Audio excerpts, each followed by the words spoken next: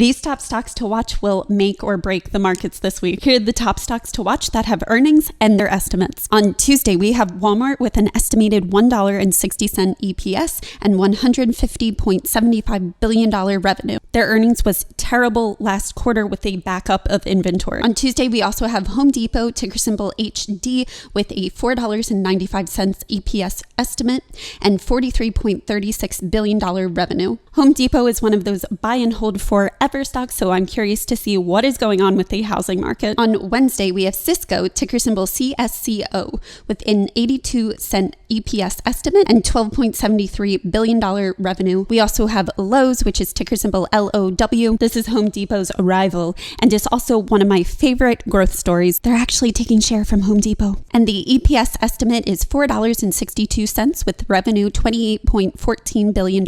So we have the big boys Home Depot and Lowe's back to back. This will tell us everything we need to know about housing and consumer spending. On Wednesday, we also have Target, ticker symbol TGT. Estimated EPS is 73 cents and $26.06 billion in revenue is expected. This one had a womp womp like Walmart. On Thursday, we have Estee Lauder and Kohl's. So we have Estee Lauder, ticker symbol EL, estimated EPS 34 cents and $3.43 billion in revenue.